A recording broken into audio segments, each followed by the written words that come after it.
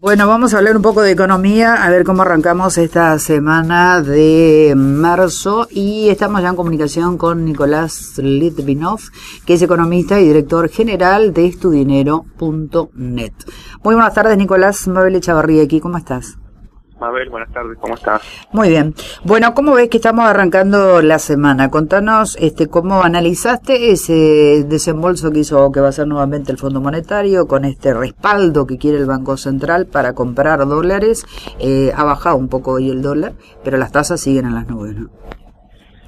Bueno, habría que separar un poco lo que es el corto, el mediano y el largo plazo. Dale. En el corto plazo parece que todo arranca un poco más tranquilo, más que nada por lo que se conoció la semana pasada con el viaje que hizo el ministro de Economía de Hacienda, Nicolás Dujovne, logrando una autorización del Fondo Monetario para vender el equivalente a 9.000 y pico millones de dólares, que serían 60 millones por día durante un tiempo, y eso parece que calmó un poco a los mercados y produjo que el dólar afloje desde casi 43 que llegó hasta el momento, hasta los 41 que terminó cerrando hoy, que es un casi 5% de caída, ¿no? Sí. Entonces, eso en el corto plazo como que produjo el efecto esperado parecería. El efecto esperado, sí. Lo que habría que resaltar es que ese efecto no se pudo trasladar a una caída de tasas de interés, a las famosas LELIQs, ¿no? Sí. Porque si anteriormente, cuando el dólar caía, el gobierno aprovechaba, bajaba las tasas de las LELIQs como para poder dar un poco de alivio a una economía que está muy golpeada. Sin embargo, ahora parece que ni se plantea intentar hacerlo de nuevo, habida cuenta de que la última vez que las estuvo bajando sabemos cómo en un momento se disparó el dólar, ¿no? Entonces, claro. Y es un poco lo que dijo Sonderis también en esa conferencia de prensa que dio, donde dijo, si la inflación es alta, las tasas seguirán siendo altas, y tenemos inflación alta, al menos parece ser hasta junio, ¿no? Sí, pero al menos hasta junio, y tampoco hay no hay muchos argumentos sólidos de que después de junio la inflación baje, digamos, ¿no? Claro. Entonces, es raro lo que está pasando en la Argentina en términos de que con una economía que está en recesión y todo lo que sabemos de las pymes que cierran por día y los puestos de trabajo que se pierden, sin embargo, los precios continúan su camino ascendente. Claramente no son todos los precios los que suben, pero sí los que serían más importantes para la canasta básica, para la formación de precios, ¿no? Entonces, bueno, el tema es que desde hace más de 3 años, casi 3 años y medio, que estamos escuchando que en el próximo semestre la inflación va a bajar. Tenemos cierta desconfianza que está fundamentada en hechos pasados, ¿no? Absolutamente, ¿no? Y además ya Dujovne lo dijo también, ¿no? Va a ser menor al año pasado, obviamente. El año pasado estuvimos en 48, así que menor a eso seguramente va a ser. En el análisis que hacen o que haces, estaría entre la franja de 30 y 35 la inflación en este año. No, es que es muy difícil eso, porque mira, cualquier número de inflación que vos tires ahora lo haces pensando que el dólar se va a quedar quieto, porque si el dólar salta a 60 pesos, por ejemplo, en algún momento, lo explicamos en otras oportunidades, y así hay un efecto que hace que aproximadamente el 20% de la devaluación se traslade a precio, ¿no? Y eso en la Argentina se da con una velocidad inusitada. Entonces, si vos tenés un dólar que te salta de 41 que vale ahora 60, es una nueva devaluación, en este caso sería el 50%, y el gobierno podría decir, bueno, pero la devaluación del dólar fue menor que la del año anterior, que fue el 5%, ¿no?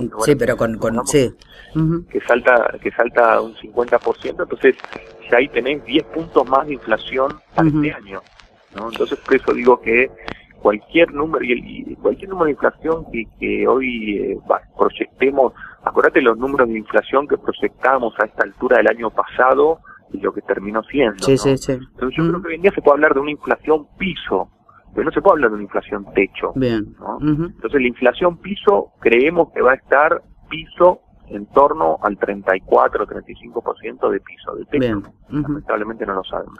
Bueno, dos cosas. Primero, parece ser que este precio del dólar 41 estuvo por debajo de 41, finalmente cerró en 41.02. Sería no baja tanto tampoco, ¿no? Es cierto que estuvo en 43, pero en estos últimos días y con ese espaldarazo y con los 9.600 millones de dólares y todo lo demás, se mantiene, pero tampoco es que baja. Este sería el valor con el que el gobierno estaría cómodo sin que quede muy retrasado, por lo menos hasta unos meses adelante. No sé, a mí me parece que el gobierno estaría cómodo siempre y cuando el dólar no salga en la tapa de los diarios, ¿no? Entonces, el gobierno sabe que incluso hasta le convendría que el dólar vaya subiendo, pero que lo haga de manera paulatina, y esa es la fórmula que no puede encontrar, claro. O sea, siguiendo la inflación. Entonces lo que sucede es que de repente el dólar se queda quieto, como sucedió casi desde octubre del año pasado hasta marzo, principios de marzo, sí. Y después se pega unos saltos terribles, entonces la gente se pone nerviosa, eso sale en el diario. Si el dólar hubiese estado subiendo de octubre a esta parte, de manera paulatina y tranquilo, ahora por ahí estaría en 43 o 44 y no pasaría nada, y estaría todo más tranquilo y la tasa más bajo. El tema no es tanto, me parece a mí, no es tanto el valor del dólar, sino la forma en que lo hace. Sino la forma en que lo hace, que enseguida... y no solamente eso, hay subas intradiarias que son muy peligrosas, porque recordemos el año pasado también, en el momento más álgido de la corrida cambiaria, que el dólar saltó, si mal no recuerdo, creo que de 35 a 42, ¿no? En un día. Y ahora también en estos días hubo un día que se fue, creo que de 38, 39 a 43, ¿no? Sí. Entonces, ese tipo de saltos son los que generan la sensación de que se puede disparar incluso más y llegar a un punto en el cual va a ser muy difícil poder hacerlo bajar y empieza el nerviosismo en todos los agentes económicos. O sea que se podría decir que el objetivo principal del gobierno en este momento no es atacar nada, sino que el dólar se tranquilice y quede ahí. Exactamente, se tranquilice y quede ahí, no sé, sino que el dólar no pegue saltos bruscos en su cotización. Ese sería el objetivo, ¿no? Si el dólar sube 5 centavos por día, después baja 2, pero lo tenemos en 2 o 3 meses en 43, 44, eso me parece que no sería algo nocivo para el gobierno. En cambio, si se va a 44 en 2 días, ahí sí, claro, empiezan los temores. ¿Qué otros aspectos considera que son interesantes dar a conocer a la audiencia con estos nuevos elementos que hay? Bueno, el tema del fondo. Ahora se ha autorizado también otro desembolso para el tema social, obviamente, porque cada vez la situación está más difícil también, ¿no? Sí, lo que sucede es que, bueno, hay que ver cómo es la eficacia de este programa, ¿no? Porque que el fondo te autorice a gastar 40.000 millones de pesos más, cuando es prácticamente lo que estás pagando de interés en el IC en un par de días, entonces uno dice, pero entonces estamos pidiendo dinero para pagar intereses del IC, para que no se dispare el dólar, entonces ahí entra, digamos, la cuestión de fondo acá, que es realmente ver si estamos en una situación en la cual podamos vislumbrar alguna salida a esta encerrona, ¿no? Y la encerrona es dólar o tasa, y sabemos que en la historia argentina, cuando entramos en esa dicotomía en donde hay que elegir entre dólar y tasa, nunca termina bien, y no termina bien para la gente, porque, digamos, la traducción de dólar o tasa es o nos pagás más por lo que nos debes o nos pagás más por lo que vas a comprar, claro, ¿no?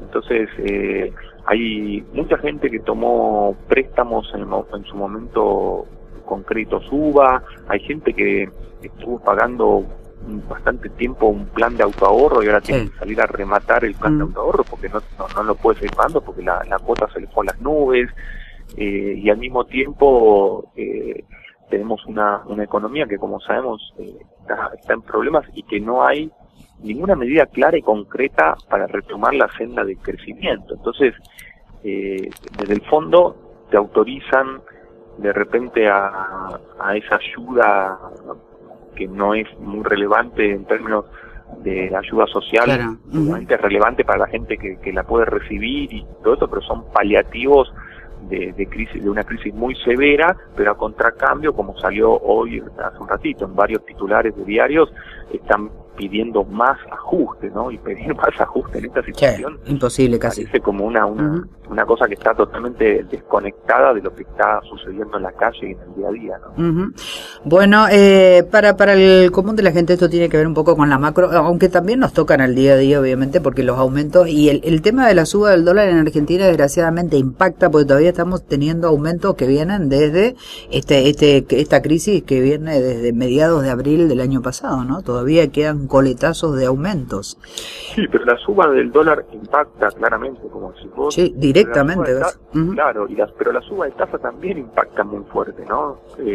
Impacta en las personas que están en este momento pagando gasto corriente con tarjeta de crédito en los supermercados. Claro. Impacta, ni hablar en la gente que está endeudada, impacta en la pyme que tiene que ir a descontar un cheque para poder seguir produciendo.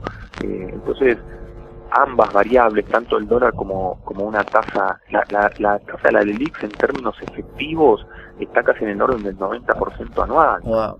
Es una tasa que hoy en día es realmente una espada de Damocles para cualquier proyecto. Vos imaginate que nosotros tenemos un problema, y lo hablamos otra vez, de restricción externa. Esto es que no nos entran dólares, ¿no? Entonces, para pensar que puedan entrar dólares, podrían entrar por varios caminos. Uno sería por préstamos que son pura y exclusivamente del Fondo Monetario, porque sabemos que Argentina tiene el mercado de capitales cerrado desde hace un tiempo ya. Otra sería por inversión extranjera directa, que esa sería la manera más sana, más reproductiva, digamos. Claro, eso sería lo ideal. Claro, pero vos imaginate que una empresa, una multinacional, cuando piensa en invertir en la Argentina, tiene que pensar en las tasas de interés que están con las nubes. ¿Cómo impacta eso? Si vos querés llevar adelante un proyecto de inversión, tenés que calcular el valor actual neto del proyecto, que eso es simplemente traer a valor presente los flujos que están en el futuro de ventas, entonces ver cuánto vale ese proyecto hoy, y para poder traerlo a valor de hoy tenés que descontarlo, o sea, lo tenés que dividir por una tasa que hoy está casi en 3 dígitos. Si a eso le sumas la carga impositiva que sabemos hoy en Argentina, que es de las más altas del mundo y todo eso, es que va a ser muy difícil que entren dólares por inversión extranjera directa en el corto y mediano plazo. Y es lo que estamos viendo. Lo único que te queda son las exportaciones. Sí, y el turismo, digamos, ¿no? Sí. Que el turismo se está reactivando un poco, porque Argentina siempre es un lugar atractivo para venir, y cuando está barato, sobre todo nuestros vecinos aprovechan, ¿no? En Brasil. Claro, sí. Entonces, eso claramente entra dólares, pero es para un sector determinado, ¿no? Entonces, no creo que una economía tan grande como la Argentina, que es la segunda economía de Latinoamérica, pueda subsistir o pueda empezar a crecer con los dólares que entran por el turismo. Únicamente con eso. ¿Y cómo ves el tema de las exportaciones o el tema del campo, por ejemplo, con esta nueva cosecha que promete ser récord, pero evidentemente habrá que ver cuáles son los dólares que ingresan también de la venta de eso, ¿no? Y claro, porque eso está totalmente atado al tema de las expectativas. Vos pensás que los exportadores del campo liquidan, digamos, venden, y después, antes de liquidar las exportaciones, miran y se basan, obviamente también reciben asesoramiento de economistas del mercado para ver cuáles son las expectativas con respecto al dólar. Claro. En cierto sentido, todos sabemos que la banda que estableció el Banco Central quedó como muy desactualizada, porque el dólar, fíjate que perforó incluso la banda inferior, y después cuando subió un poco ni siquiera llegó a la mitad de la banda y ya se movió todo. Se movió todo. Entonces el exportador dice, bueno, no, ¿para qué voy a liquidar los dólares ahora con un dólar que está tan cerca de la banda inferior, si por ahí, llegando a las elecciones, en función de cómo salgan las encuestas y las consultoras y todo eso, puedo liquidarlos un 20% más arriba, un 30%. Entonces es difícil, que uno se pone también digamos, en los zapatos del exportador, que digamos, voluntariamente decida liquidar las exportaciones ahora, ¿no? Por eso, por más récord que sea la cosecha del campo, obviamente una parte van a tener que liquidar para costos, etcétera. También entran dólares por los impuestos, por todo eso, pero en lo que es la liquidación de esos dólares, me parece un poquito optimista pensar que se van a liquidar en su totalidad, ¿no? No, totalmente. Bueno, y finalmente, Nicolás, ¿qué le decimos a la gente? ¿Cómo manejarse en este año que sigue en recesión, que todavía parece ser que no aflora nada, no se ve nada? ¿Cómo manejarse en el día a día? Sí, bueno, habría que ver a qué tipo de gente. En general, al asalariado, que es el porcentaje mayor en lo que tiene que ver con la Argentina, ¿no? Aquel que vive un salario y que obviamente quedó rezagado del año pasado y este año estará en el 30%, cosa que también va a estar un poco por debajo. Bueno, a un asalariado hoy en día darle consejos de inversión es medio difícil. Sí. Con la crisis con la cual estamos, el precio de los alimentos, de los bienes, de los servicios, más que darle consejos de inversión, hay que darle consejos de cómo llegar con lo justo a fin de mes si es que puede, y en ese sentido me parece que es importante lo que hablamos anteriormente de desestimar cualquier tipo de deuda que pueda llegar a tomar, entonces hacer un esfuerzo más grande, buscar formas creativas. Ahora, mañana voy a publicar una nota en La Nación sobre cómo ahorrar dinero en la compra del supermercado, bien. ese tipo de ajustes.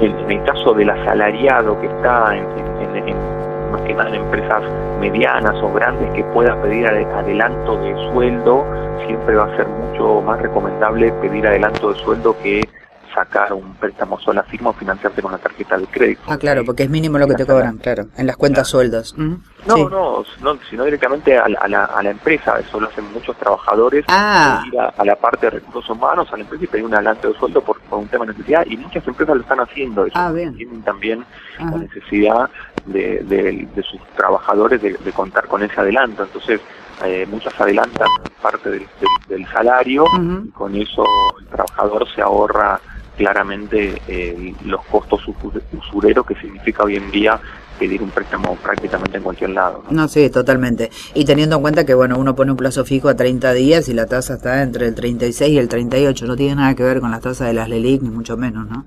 Seguro, y tenés el riesgo que en esos 30 días se te dispare el dólar y claro, se te disparen las ganancias en 2 segundos. Totalmente. Bueno, Nicolás, vamos a estar atentos a tu escrito de mañana, a tu nota de mañana en La Nación, me decías, ¿no? Sí, exactamente. Correcto. Martes en La Nación Online. ¿no? Perfecto. Bueno, Nicolás Litvinov, muchísimas gracias. Y bueno, a todos aquellos que quieran ingresar, estudinero.net, ahí hay muchos datos que son interesantes también. Gracias, Nicolás, buenas tardes.